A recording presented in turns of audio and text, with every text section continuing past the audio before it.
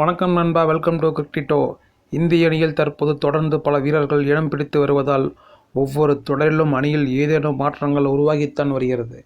கடந்த உலகக்கோப்பை முடிந்ததும் ஆஸ்திரேலிய அணிக்கு எதிராக நடந்த T20 தொடரில் இடம்பெற்றிருந்த வீரர்கள் பலரும் தென்னாப்பிரிக்க அணிக்கு எதிரான கிரிக்கெட் தொடர்களில் அதிகம் ஆடவில்லை. அதேபோல தென்னாப்பிரிக்க தொடரில் ஆடியிருந்த வீரர்கள் சிலர் தற்போது ஆப்கானிஸ்தான் அணிக்கு எதிராக நடந்து வரும் T20 தொடரிலும் இதன் பின்னர் இங்கிலாந்து அணிக்கு எதிராக நடைபெற உள்ள டெஸ்ட் தொடரிலும் இடம்பெறாமல் தான் இருக்கின்றனர். IPL தொடர் காரணமாக ஏராளமான இளம் வீரர்கள் இந்திய அணியை நோக்கி படையெடுத்து வருவதால் இந்த மாதிரியான மாற்றங்கள் நடைபெறுவதாக பலரும் கருத்துக்களை வெளியிட்டும் வருகின்றனர். அதேபோல கடந்த ஆண்டு உலகக்கோப்பை இந்திய அணி தவறவிட்டிருந்த நிலையில் இந்த ஆண்டு நடைபெற உள்ள T20 உலகக்கோப்பையை எப்படியாவது இந்திய அணி வென்றாக வேண்டும் என்ற கட்டாயமும் அவர்களுக்கு உள்ளது. இதற்கு இந்திய அணியில் ஆட தேர்வாகும் வீரர்கள் யார் என்பதும் மிக முக்கியம். ஆனாலும் ஒவ்வொரு T20 தொடரிலுமே இந்திய அணியில் உள்ள வீரர்கள் நிரந்தரமாக ஆடாததால் உலகக்கோப்பையில் எந்தெந்த வீரர்களை இந்திய அணி தேர்வு செய்யும் என்பதிலும் குழப்பமாக உள்ளது.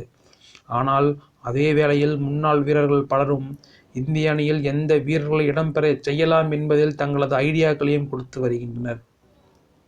பந்துவீச்சு, ஆல்ரவுண்டர் என எந்த துறையை எடுத்தாலும் அதற்கு போட்டியாக எக்கச்சக்க வீரர்கள் உள்ளனர்.